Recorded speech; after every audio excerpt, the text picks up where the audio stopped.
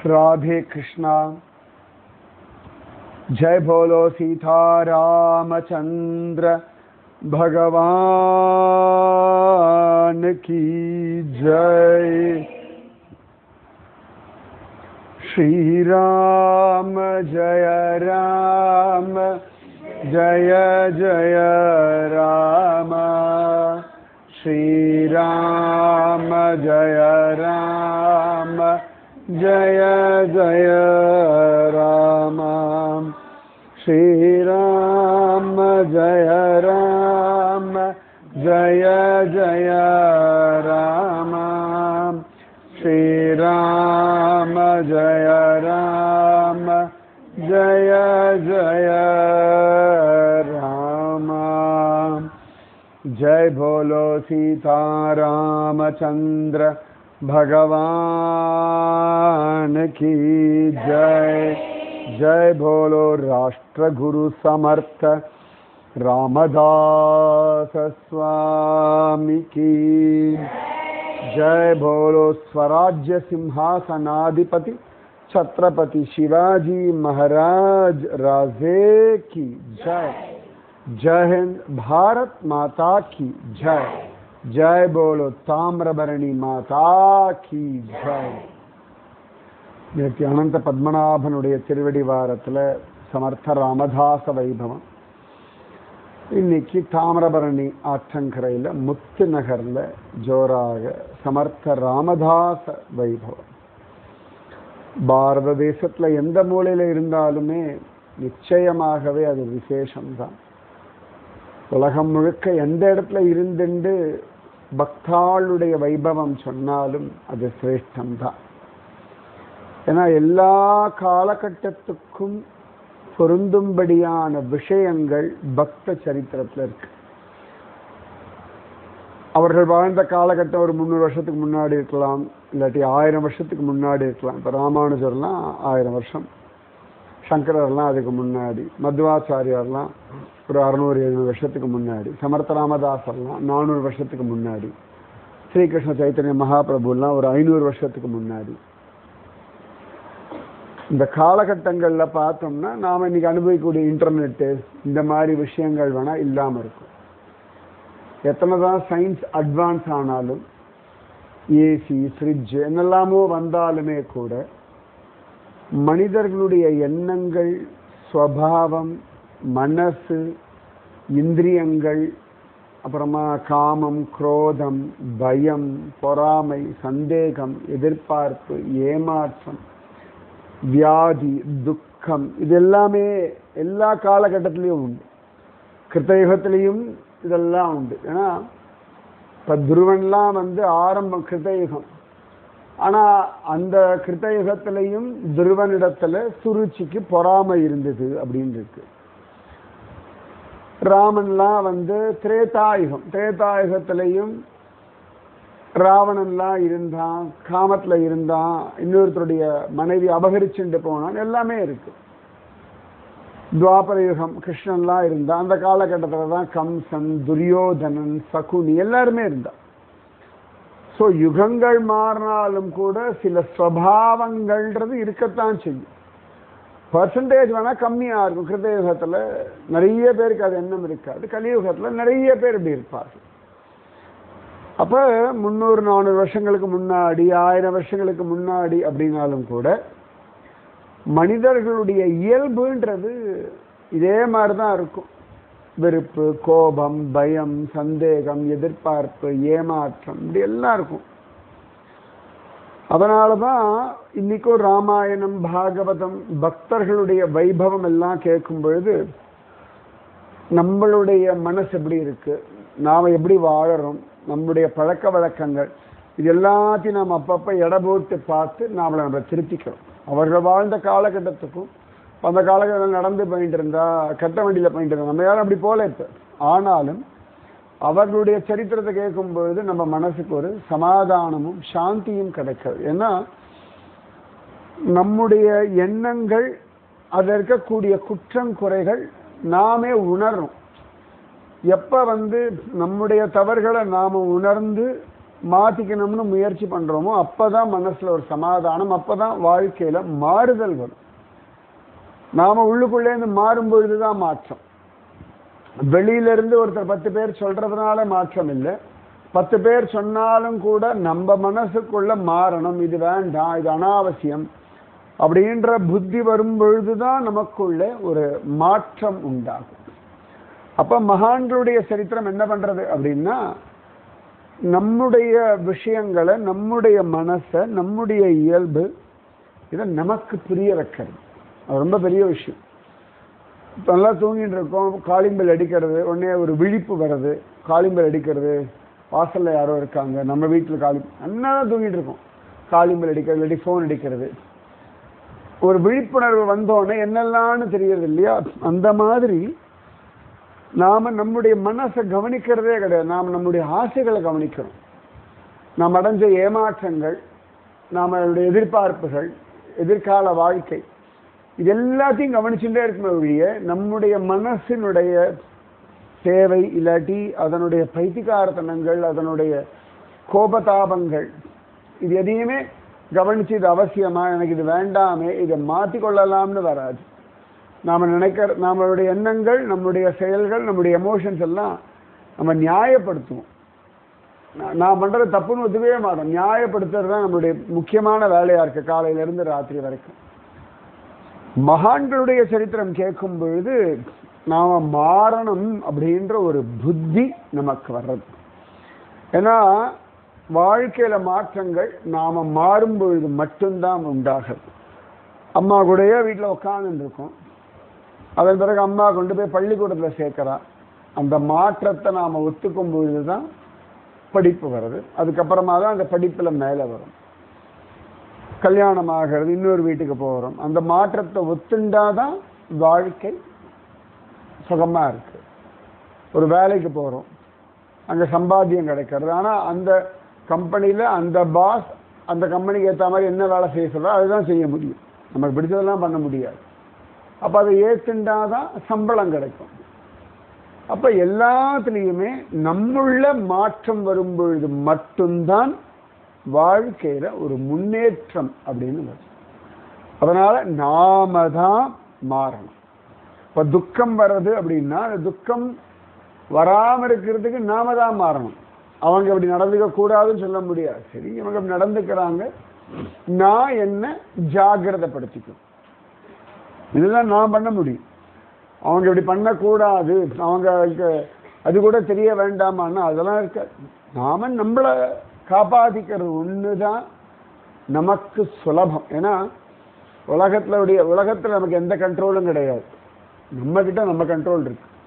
நம்முடைய 24 மணி நேரத்தை நாம தீர்மானிக்கணும். இதுல என்ன படிக்கணும், என்ன வேலைக்கு போகணும், என்ன சம்பாதிக்கணும், சம்பாத்தியத்தை எப்படி செலவு பண்ணணும், எவ்வளவு சேமிக்கணும், இதுதான் நாம தீர்மானிக்க முடியுமே ஒழிய உலகத்துல பெருசா வரதையும் தீர்மானிக்க முடியாது. நாம மாற மாற மாற மாற மாற என்ன ஆகும்னா உலகத்துல நமக்கு இருக்கக்கூடிய பந்தம் நமக்கு வேண்டிய விஷயங்களாகவே அமையும். இப்போ மகாபாரதத்தை பார்த்தோம்னா துரியோதனர்கள் கெட்டவர்கள்லாம் ஒரு அணியில வந்துட்டா, பஞ்சபாண்டவர்கள் நல்லவர்கள்லாம் ஒரு அணியில வந்துடுறா. நாம மாற மாற மாற மாற நாம் உபயோகப்படுத்தக்கூடிய பொருட்கள், பேசக்கூடிய வார்த்தைகள், பழகக்கூடிய மனிதர்கள், இது எல்லாத்துலேயும் மாற்றம் வரும். அப்பதானே மாற்றம் வரும். இது மாற்றம் வராது. அப்ப சமர்த்த ராமதாசருடைய சரித்திரம் நமக்குள்ள மாற்றம் கொண்டு வர்றது. பெரிய குரு, தேசத்துக்காக அவ்வளவு பிரயத்தனம் பண்றார். சத்ரபதி சிவாஜியா அவனுக்கு அவ்வளவு அழகா உபதேசம் பண்றார். சாதாரண ஜனங்களுக்கு என்ன உண்டோ அவர்களுக்கு உபதேசம் பண்றார். அந்த சமயத்துல தான் ஒரு நாள் அவருடைய அண்ணா போயிட்டார் அப்படின்னு உடனே அதுக்கு தெரியறது. யார்கிட்டையும் ஒன்றும் சொல்லலை. நேர போய் தலையெல்லாம் மொட்டை அடிச்சுட்டு தாடியெல்லாம் எடுத்துட்டு நதியில நீராடி வந்துட்டு உட்காந்துன்னு அவர் பாட்டுக்கு ஜபிக்க ஆரம்பிக்கிறார். தெரியறது அந்த தன்னுடைய சிரேஷ்ட அவர் இறந்து போயிட்டார் அப்படின்னு. அப்போ அவர் அந்த சிரேஷ்ட தனக்கு பண்ண விஷயங்கள் எல்லாம் நினைச்சு எப்பொழுதுமே அப்பப்போ சமர்த்த ராமதாசர் சிரேஷ்ட தன்யவாதம், உங்களுக்கு நன்றி அப்படின்னு சொல்லுவார். ஏன்னா வாழ்க்கையில ஒவ்வொருத்தரும் நமக்கு ஒவ்வொரு பாடம் சொல்லி கொடுக்கிறார். அவங்க நல்லவங்களோ கெட்டவங்களோ அவங்க மூலமா ஒரு பாடம் இருக்கு. அவங்க ஏமாத்திட்டாங்கன்னா கூட யாராவது நம்மளை ஏமாத்துறா வச்சுக்கோங்களேன், நாம இன்னும் ஜாக்கிரதையாக ஆகும். ஒரு பெரிய பாடம் அதுதான் நாம கத்துக்கணும். அதனால எப்பொழுதுமே நமக்கு யாராவது நல்லதெல்லாம் பண்ணியிருக்கார்கள், நம்ம வாழ்க்கைக்கு விஷயங்கள்லாம் சொல்லி கொடுத்துருக்காங்கன்னா எப்பொழுதுமே அந்த நன்றியோடு இருக்கணும். சமர்த்தராமதாசர் எப்பொழுதுமே ராமராயாவை தியானம் பண்ணுவார், ராமஸ்மரணையில் இருப்பார், பூஜை பண்ணுவார். பூஜையை முடிச்சுட்டுலாம் சிரேஷ்ட நன்னா இருக்கணும் அப்படின்னு பிரார்த்தனை பண்ணிப்பார். ஏன்னு கேட்டால் ரொம்ப முக்கியமான ஒருத்தர் சமர்த்தராமதாசருடைய இது. அவர் அவ்வளோ ராமராயா சொல்கிறார், இத்தனை மட்டங்கள் ஸ்தாபிதம் பண்ணியிருக்கார், இவ்வளோ சிஷ்யர்கள் இருக்கா, ஒரு ஹிந்து சாம்ராஜ்யம்ன்ற ஒரு விஷயத்தை ஸ்தாபிதம் பண்ணிட்டு இருக்காருன்னா இது எல்லாத்துக்கும் அஸ்திவாரம் போட்டது கங்காதர் சிரேஷ்டர். அதனால் நம்ம சமர்த்த ராமதாசருக்கு எப்பொழுதுமே அவரிடத்துல மரியாதை உண்டு. இந்த சிரேஷ்ட அவரோட ஊரில் தான் இருக்கார், ஜாம்பு அங்கே தான் இருந்துட்டு இருக்கார். அவருக்கு அங்கே நிறைய சிஷ்யர்கள் உண்டு. அந்த அக்கம் பக்கம் கிராமங்களில் அவருக்கு நல்ல மரியாதை உண்டு. எல்லாருக்கும் சத் விஷயம் எல்லாம் சொல்லுவார், எல்லாரையும் பஜனை பண்ண சொல்லுவார். சமர்த்த ராமதாசருடைய வழி வேறமா இருக்கும், இவருடைய வழி வேறமா இருக்கும், ஆனால் நல்லது சொல்லுவார். அப்போ ஒரு ஸ்திதியில் ஏதோ ஒரு கல்யாணம், அதுக்காகத்தான் அவர் சிஷ்யாலாம் போகிறார். அவருக்கு என்னமோ பெருசாக அந்த கல்யாணத்துக்கு போகிறத ஒரு பெரிய அந்த ஃபங்க்ஷனுக்கு போகணும், அவ்வளோ தூரம் போகணுன்றதில்ல. எனக்கு அவனுக்கு அவருக்கு இப்படி தோணலை. ஆனால் மற்றவாள்லாம் இல்லை, வாங்க போயிட்டு வந்துடலாம், ஒரு 8 தானே, நீங்கள் வந்தால் சந்தோஷப்படுவேன், சரி வரேன் அப்படின்றார். அவருக்கு 2 பசங்க இருக்கார். நம்ம முன்னாடி சொல்லும்போது 2 பெண் பிள்ளைகள் மாதிரி சொல்லியிருந்தோம். ஆனால் பல இடங்கள்ல ஆண் பிள்ளைகள் அப்படின்னு தான் காண கிடைக்கிறது. ராம்ஜி ஷாம்ஜி அப்படின்னு அந்த சிரேஷ்ட அந்த அவருடைய பசங்களுக்கு ராம்ஜி ஷாம்ஜின்னு பேர். அப்போ சில இடங்கள்ல இந்த ராம்ஜியும் அவருடைய அம்மா சிரேஷ்டருடைய மனைவி பார்வதியும் அந்த மாதிரி பேர். இவா 2 பேரும் அவர் கூட போனார் அப்படின்னும் இருக்கு. சில இடங்கள்ல அவர் மட்டும் தன் சிஷ்யாளோட அவளோட போனார் அப்படின்னு இருக்கு. போகும்பொழுது தன்னுடைய சின்ன பிள்ளை ஷாம்ஜி கிட்ட, இந்த சரீரம் எவ்வளவு நாள் இருக்கும்னு எல்லாம் தெரியாதப்பா, எத்தனை நாள் இந்த சரீரம் நமக்கு உபயோகமாகும்னு தெரியாது. ரொம்ப அழகா சொல்றோம், அப்படிதான் வார்த்தையை சொல்றோம். சரீரத்தெல்லாம் கொண்டாடுறோம், ஆனால் எவ்வளவு நாள் இது நமக்கு உபயோகமாகும். இப்போ மொபைல் ஃபோன் வச்சுருக்கோம், வாங்கும்போது புதுசாக தான் இருக்குது, ஆனால் வயசாக வயசாக வயசாக அதுக்கும் வயசாகிறது. வீட்டில் செடி வளர்க்குறோம், வயசாக வயசாக வயசாக அதனுடைய பூக்கிற திறமையெல்லாம் குறையுது. இப்போ வீட்டில் நாயெல்லாம் வளர்ப்போம், அதுக்கு ஒரு ஆயுசு உண்டு. வயசாக வயசாக அதுக்கும் பலகீனம் உண்டு. நாம் உபயோகப்படுத்துகிற பொருட்கள் சிலது மட்டும்தான், அதுக்கு எல்லாத்துக்கும் ஒரு வயசு உண்டு. ஒரு எல்லைக்கு மேலே எதுவும் இருக்க முடியாது உலகத்தில். ஏன்னா உலகமே ஒரு எல்லைக்கு மேலே இருக்க போகிறது இல்லையா, பிரளயத்தில் எல்லாம் காணாமல் போயிடுமே. அப்போ அவர் சொல்லிட்டு போகிறார், இந்த மாதிரி இந்த சரீரம் எவ்வளோ நாள் நமக்கு உபயோகமாகும்னு தெரியாது, அவ்வளோதான். ரொம்ப முக்கியம். அதனால சரீரத்தை ஆரோக்கியமாக வச்சுக்கணும், அதனால சரீரத்தை பத்திரமா பார்த்துக்கணும்.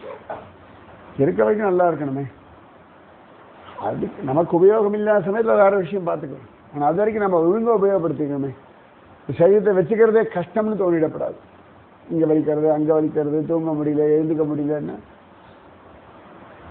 நம்ம தானே பார்த்துக்கணும். நமக்கு தெரிஞ்ச வரைக்கும் நம்ம பார்த்துக்கணும். சில சமயங்களில் இந்த மாதிரி கொரோனா இந்த மாதிரி வியாதிகள் வரும், அது நம்மக்கிட்ட இல்லை.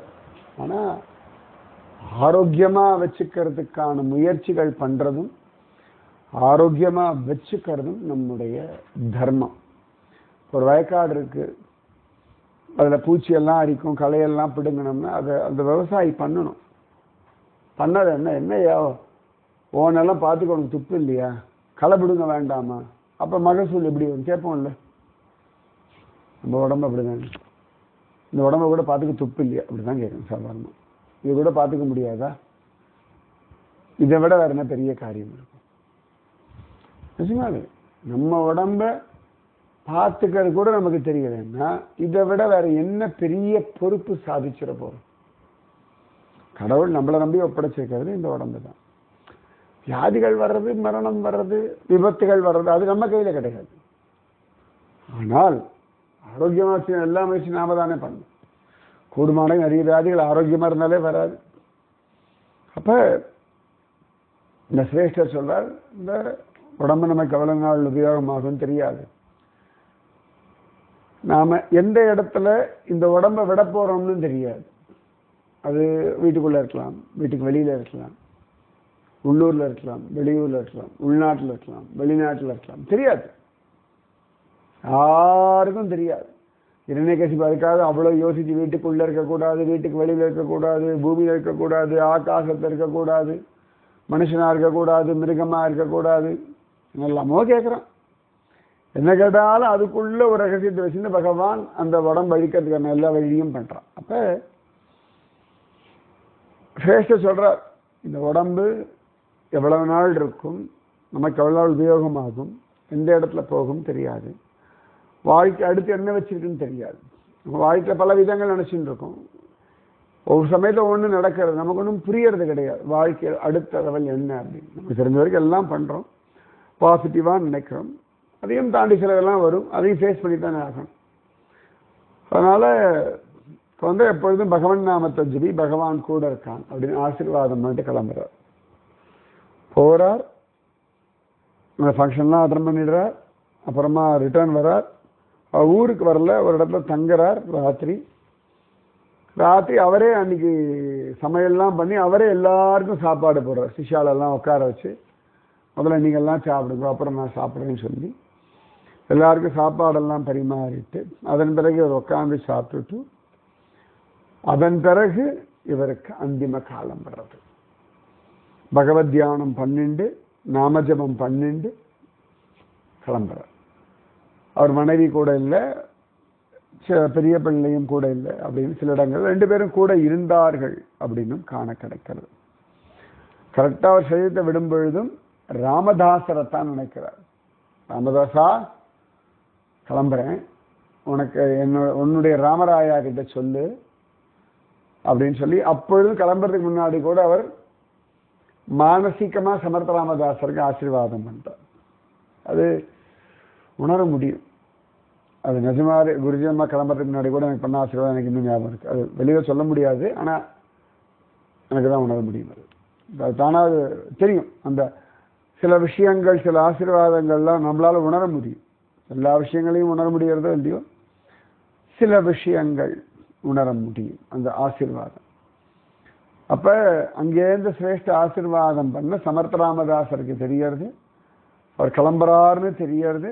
தெரிஞ்சதுக்கு அப்புறமா தான் தலையெல்லாம் மொட்டை அடிச்சுட்டு தாடியெல்லாம் எடுத்துட்டு குளிச்சுட்டு வந்து குகையில உட்காந்து சிரேஷ்டரை தியானம் பண்றார் அப்படின்னு இருக்கு. ஸோ இவர் மட்டும்தான் போனார் அப்படின்னு வரும்போது அடுத்த நாள் இந்த விஷயம் தெரிஞ்சோடனே இந்த அம்மா பார்வதியும் போறா பார்க்கறதுக்கு. அவளால் ஒத்துக்கொள்ள முடியலை, அக்செப்ட் பண்ண முடியலை. ஆனா போறா, பார்க்கறா, அப்படியே விழுந்து அவளும் சில விட்டுறா. அது சில சந்தர்ப்பங்கள்ல எப்படி அமையறது உண்டு. இது சரியா தப்பா அது என்ன வேணா சொல்லலாம், நம்ம 1000 சொல்லலாம். ஃபர்ஸ்ட் கிளாஸ் ஜோடி மரணத்திலும் ஒன்றிணைந்தார்கள், நம்ம என்ன வேணா சொல்லிக்கலாம். குந்தி எல்லாம் அப்படி போகவே இல்லை, குழந்தைகளை வளர்க்கணும்னு அவளுக்கு பொறுப்பு இருந்தது, இருந்தா அப்படின்னு காண கிடைக்கிறது. இருந்தா இருக்கணும், போனா போனோம், யோசிக்கலாம் முடியாது. ஒன்னா போயிடணும். சில பிரார்த்தனை போகும்போது அனாயச மரணம் இவ்வளவுதான் கேட்கலாம். தூக்கத்திலேயே மரணம் அதெல்லாம் நடக்காது. தூக்கத்துல எல்லாம் போக முடியாது. ஏன்னா பக்கத்துல தூங்க நம்ம வேணா போகலாம். இவ்வளவுதான் நடக்குமே ஒழிய நாம தூக்கத்துல போவோம்னு எந்த இடத்திலையும் சொல்லப்படவில்லை. நம்ம உடலை விட்டு நாம் போவது நமக்கு தெரியணும். நமக்கு தெரியணும். தெரிஞ்சாதான் திரும்பி அப்பா சாமி ஜென்மாவே வேண்டாம், உடம்பே வேண்டான்னு தோணும். நமக்கு தெரியாம போயிட்டா ஐயோ உடம்ப காணணும் தேடிட்டு இருப்போம். அதனால என்னை யாரும் இழுத்துன்னு போயிட்டாங்க, யாரும் பிடிச்சுன்னு போயிட்டாங்க, அப்படி இருக்கக்கூடாது. இந்த உடம்பு விட்டு நான் போறேன், இனி எனக்கு இந்த உடல் உபயோகம் இல்லை. அதான் உண்மை. இனி இந்த உடல் எனக்கு உபயோகம் இல்லைன்ற ஒரு புத்தி நமக்கு செருப்பு இருந்து போச்சு. இனி இந்த செருப்பு எனக்கு உபயோகம் இல்லை. கையில் ஒரு கண்ணாடி பொருளை தான் வச்சிருக்கு, இது உடஞ்சாச்சு. இனி எனக்கு இந்த கண்ணாடி பொருள் உபயோகம் இல்லை. இந்த மாதிரி இனி இந்த உடல் எனக்கு உபயோகம் இல்லை அப்படின்ற ஒரு தெளிவு நமக்கு வரணும். அந்த அம்மா சரீரத்தை விட்டுவிட்டா இந்த 2 பிள்ளைகள் தான் எல்லா கர்மாவும் பண்றா. அப்ப சமர்த்த ராமதாசர் எல்லாம் அதுக்குள்ள ஒரு 10-12 நாள் கழிச்சு தான் விஷயம் அவருக்கு வந்து சேர்றது. இப்படி 2 பேரும் போயாச்சு அப்படின்னு. சில இடங்கள்ல சமர்த்த ராமதாசர் அவர்களுக்கு கடுதாசி எழுதி அனுப்பினார் அப்படின்ற அந்த பசங்களுக்கு. வாழ்க்கையினுடைய யதார்த்தம் இதுதான். ராமராயாவும் சீதா மாதாவும் இருக்கா. எல்லா அப்பா அம்மாவுமே நமக்கு தெரிஞ்ச வரைக்கும் வளர்ப்போம், முடிஞ்ச வரைக்கும் பார்த்துப்போம், என்னெல்லாம் பண்ணுவோம். நமக்கு ஆயுசு எவ்வளவு விதிக்கப்பட்டிருக்கோ அது வரைக்கும் நம்ம பார்த்துப்போம். அதன் பிறகு அவரவர்கள் தான் அவரவர்கள் வாழ்க்கையை பார்த்துக்கணும். இதான் யதார்த்தம். இது நமக்கு பிடிச்சிருக்கோ பிடிக்கலையோ இந்த உலகத்தின் நியதி இப்படிதான். இதுதான் யதார்த்தம். இது நமக்கு கேட்க வேண்டாம், நமக்கு யோசிக்க வேண்டாம், நமக்கு பார்க்க வேண்டாம். ஆனால் இது நம்முடைய யதார்த்தம் அப்படின்னும் பொழுது இந்த யதார்த்தத்தை ஏற்றுக்கிறத தவிர நமக்கு வேற வழியே கிடையாது. ஏற்றுண்டு மாற்றிப்போம், இல்லாட்டி அதுக்கப்புறம் ஒத்துக்கொள்வோம், கொஞ்சம் கொஞ்சமாக பக்குவப்படும். இவ்வளோதான் நடக்குமே வழியே. மற்றபடி யதார்த்தம் மாற போகிறது கிடையாது. அதனால் சமர்த்த ராமதாசர் அந்த பசங்களுக்கு கடுதாசி எழுதி அனுப்புகிறார். ராமராயா இருக்கான். விடாம ஸ்ரீராம ஜெயராம ஜெய ஜெய ராமன்னு ஜபிங்கோ. பகவான் ராமராயா எல்லாருக்கும் தகப்பன், சீதா மாதா எல்லாருக்கும் அம்மா கூட இருக்கா. சிரேஷ்ட அவ்வளவு நல்ல உத்தமமான காரியங்கள் பண்ணியிருக்கார். அதனால் நீங்களும் அவரை மாதிரியே ஸ்ரத்தையோட சாஸ்திரோர்த்தமா நடந்துருங்கோ அப்படின்னு சொல்லி அவளுக்கு கடுதாசி எழுதினார் அப்படின்னு காண கிடைக்கிறது. ஏன்னா அது அவரோட ஒரு தர்மம். இது அண்ணா பசங்க அதனால அவளை கவனிக்கணும் அப்படி கிடையாது. திடீர்னு அப்பா அம்மா 2 பேரும் அந்த குழந்தைகளை இழந்து விட்டா. அப்போ அவளுக்கு அந்த மனோபலத்தை கொடுக்கணுமே. அந்த மனோபலம் கொடுத்து தானே ஆகணும். ஏன்னா வாழ்க்கையில இழப்புன்னு வரும்பொழுது ஏதோ ஒரு பிடிமானம் நமக்கு வேண்டியிருக்கு. யாரோ ஒருத்தர் ஒன்றும் இல்லை, கவலைப்படாத, பார்த்துக்கலாம் அப்படின்னு சொல்றதுக்கு ஒரு தைரியம் கொடுக்கறதுக்கு ஆள் வேணும். அந்த மனசுக்கு இது யதார்த்தம் நமக்கு தெரியும். ஆனாலும் வெளியிலேருந்து யாராவது ஒருத்தர் சொல்லும் பொழுது சரின்னு ஒத்துக்கொள்வோம். அப்போ அந்த மாதிரி ஒரு பார்க்கலாம். வாழ்க்கையில் பகவான் ஒவ்வொரு காலகட்டத்தில் நம்ம ஏதான ஒன்று இழப்போம், நஷ்டம் வரும். இப்போ சின்ன குழந்தையா இருக்கும்போது பலூன் வெடிச்சிருக்கும், பொம்மை உடஞ்சி போயிருக்கும், அழுவும். அப்பா அம்மா சமாதானப்படுத்துவா, சரி விடு, வேற பலூன் வாங்கி தரேன், அழாத, இதெல்லாம் ஒரு காரியமே கிடையாது, நாளைக்கு வாங்கி தரேன், இப்போ கடன் மூடி இருக்கும், இல்லாட்டி ஏன் ஜாகிரதையாக வச்சுக்கலான்னு சொல்லுவா. நீ ஒழுங்காக ஏதோ ஒரு சமாதானம் நமக்கு யார் மூலமாவது கிடைச்சிடும். இது இயற்கை நியதி அப்படித்தான். யாரும் அப்படியே அப்ரப்டா விட்டுவிடாது. சமாதானம் சொல்றதுக்கு ஆள் இல்லை, என்னை கேட்கறதுக்கு ஆள் நாதி இல்லை, அந்த மாதிரிலாம் கிடையாது. யாருமே இல்லாத இடத்துல கூட, சம்பந்தமே இல்லாதவா கூட யாரோ வந்து நமக்கு கூட நின்றுடுவா. அது அது தெய்வத்தினுடைய ஒரு ஆசீர்வாதம். ஏன்னா எனக்கு ஆக்சிடென்ட் ஆகி நான் ரோட்டில் விழுந்துக்கிறேன், சுயநினைவே இல்லாமல் இருந்தேன். எவ்வளோ நேரம் ஞாபகம், அட்லீஸ்ட் 10-15 நிமிஷமாக இருந்திருக்கும். கண்ணை திறந்து பார்க்க என்னை சுற்றி ஒரு 10-15 பேர் நிற்கிறா. யாரோ ஒரு சம்மந்தமே இல்லாதவர் என் பின்னாடி நின்று என்னை இப்படி தாங்கி பிடிச்சிட்டு இருக்கார். யாருன்னு கூட தெரியாது எனக்கு, அவர் யாருன்னு கூட அப்புறமா தான் எனக்கு நினைவு வர்றது. அதுக்கப்புறமா தான் நானாக என்னோட இதில் இப்படி உட்காந்தேன். அப்படி அது வரைக்கும் எனக்கு தெரியவே இல்லை. அந்த இடத்துல எனக்கு தெரிஞ்சவா யாரும், என் சிஷ்யா யாரும் இல்லை, என் சொந்தக்கார யாரும் இல்லை, என் ஃப்ரெண்ட்ஸ் யாரும் கிடையாது. ரோட்டில் தான் இருந்திருக்கேன். ஆனால் அப்பயும் பார்த்தா யாரோ ஒருத்தர் எப்பயோ ஏதோ ஒரு எங்கள் ஃப்ளாட்டுக்கு வந்து ஏதோ வேலை பண்ண வந்தவர், அவர் மட்டும் அவருக்கு என்ன அவருக்கு ஞாபகம் இருந்ததுனாலும் தெரிஞ்சதுனால, சரி அந்த ஃப்ளாட்டில் பார்த்துருக்கோமே, சரி அதான ஒரு விஷயம்னா இவருக்கு யாருக்கா சொல்லணும்னா தகவல் சொல்லி இருப்போம், நம்ம இவருக்கு யாராவது கூப்பிடணும்னா கூப்பிடலான்றதே நின்றுருந்தேன். அவர் நான் ஒரு தடவையோ ஏதோ பார்த்துருக்கேன். ஆனால் அவர் என்ன ஞாபகம் வச்சுட்டு அந்த இடத்துல நின்றுட்டு இருந்தா, அப்போ கூட ஒரு இடம் ஞாபகம் இருக்கான்னு அப்படின்னா எனக்கு ஞாபகம் இருக்கு அப்படின்னு, என்ன ஹெல்ப் பண்ண சொல்லுங்க அப்படின்னு நிஜமாவே. அப்போ இங்கிருந்தோ யாரோ ஒருத்தர் ஒரு தெய்வம் கொண்டு வந்து அங்கே நிற்க வச்சிடும் நமக்கான ஒரு காலகட்டத்தில். இது வாழ்க்கையினுடைய யதார்த்தம். இது யதார்த்தம். குருஜி அம்மா போன சமயத்தில் ஒன்றுமே புரியலை, ஆனாலும் கடகடன் பன்றி கிளம்பி வந்துட்டு அவ்வளோதான். பகவான் அந்த யோசிக்கிறது கூட டைம் கொடுக்கவே இல்லை எனக்கு. குருஜி அம்மா போயிட்டா அப்படின்னு யோசிக்கிறதுக்கான ஒரு நேரம் கூட கிடையாது. பன்றிபுரம் வந்தாச்சு, இப்படி எல்லாம் சுற்றிட்டு இருந்தேன் பட்டாவோட. அதுக்கப்புறம் திரும்பி வந்தேன். அப்போ ஏதோ ஒரு பிடிமானம் நம்மளை பிடிச்சிடும். யாராவது நமக்கு நம்பிக்கை துரோகம் பண்ணியிருப்பா, யாராவது நம்மளை ஏமாத்திருப்பா, யாராவது திடீர்னு எப்படி சண்டை போட்டு விலகி போயிருப்பா. அப்போ ஏதோ ஒன்று நம்மளை பிடிச்சு நிறுத்தி வச்சிடும். ஏதோ ஏதோ ஒரு பிடிமானம் நம்மளை பிடிச்சு நிறுத்தி வைக்கும். இது உலகத்தினுடைய யதார்த்தம். அப்ப மகாத்மாக்கள் நம்ம எல்லாருக்கும் அந்த மாதிரி ஒரு பிடிமானமா இருக்கா. எப்படி சந்துகாராம் மகாராஜ் கிளம்புறதுக்கு முன்னாடி ஜீஜாய் மாதா கர்ப்பவதி ஆயிடுறான். ஸோ கர்ப்பவதி ஆகிறதுனாலே அவளுக்கு வேற வழி இல்லை, இருந்தே ஆகணும்.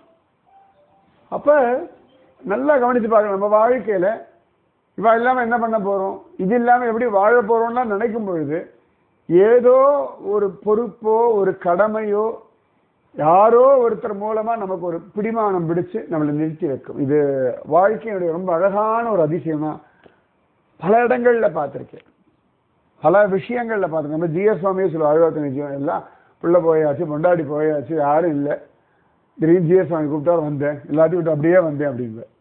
அப்ப என்னடாண்ணா இந்த இடத்துல அவர் உட்காரத்துக்கு ஒரு பிடிமானம், அவள்லாம் போன பிறகு கூட ஒரு பிடிமானம், எங்கடா நான் பவிஷ்யதாச்சா நீ குழந்தை நான் என் கூட இரு அப்படின்னு பிடிச்சி வந்துட்டார். ரொம்ப அழகா இருக்கும். எனக்கு அவர் ஒவ்வொரு சொல்லுவோம் அதிசயமா இருக்கும். எனக்கு சொந்தக்காரெல்லாம் யாரும் இல்லை, வீடு வாசல் சொத்தெல்லாம் இருக்கு, ஆனா ஒரு பிடிமான வாழ்க்கையில இல்லை. ஆனா பவிஷ்யத் ஆச்சாரன் கூப்பிட்டு திடீர்னு நீ ஜீயராகன்னு பிடிச்சி உட்கார வச்சுட்டான். இது எப்பேற்பட்ட பிடிமானம், கற்பனை கூட பண்ணி பார்க்க முடியாது. அந்த மாதிரி இந்த பிள்ளைகளுக்கு சமர்த்தராமதாசருடைய அந்த வாக்கு ஒரு பெரிய நம்பிக்கை. அதுக்கப்புறம் கதை செய்துட்டு நீங்க வாங்கோ என்கிட்ட வாங்கோ அப்படின்னு கூப்பிடுறார் சமர்த்த ராமதாசர். அப்ப பகவான் நிச்சயமா நமக்கு ஒரு பிடிமானத்தை கொடுக்கிறான். எந்த சமயத்திலையுமே இதுக்கப்புறம் என்ன பண்ண போறோம்னு யோசிக்கணும். ஏதோ ஒரு பொறுப்போ கடமையோ யாரோ ஒருத்தருக்காக பகவான் யார் மூலமாவது நம்ம வாழ்க்கை அப்படி இழுத்துட்டு போவோம். அப்படிதான் வாழ்ந்துட்டு இருக்கோம் இவ்வளவு நாள். இனியும் அப்படி வாழ போறோம். எவ்வளவு நாள் பகவான் விதிச்சிருக்கானோ வாழ்வோம். அது வரைக்கும் நாம ஜபம் பண்ணுவோம். மீதி விஷயம் நாளைக்கு. ராதே கிருஷ்ணா. ஸ்ரீராம ஜய ராம ஜய ஜய ராம. ஸ்ரீராம ஜய ராம ஜய ஜய ராம. ஸ்ரீராம ஜய ராம ஜய ஜய ராம. ஸ்ரீராம ஜய ராம ஜய ஜய ராம. जय बोलो सीता रामचंद्र भगवान की जय. बोलो राष्ट्र गुरु समर्थ रामदास स्वामी की जय. बोलो स्वराज्य सिंहासनाधिपति छत्रपति शिवाजी महाराज राजे की जय. जय हिंद. भारत माता की जय. यदि कहते हैं श्री कृष्ण चैतन्य महाप्रभुடைய அப்பா பெயர் ஜெகநாத மிஸ்ரர். அதனால ஞாபகம் வச்சுக்கோங்க. மீதி விஷயம் நாளைக்கு. ராதே கிருஷ்ணா. ஜெய் போலோ தாமிரபரணி மாதா கி ஜெய். ராதே கிருஷ்ணா.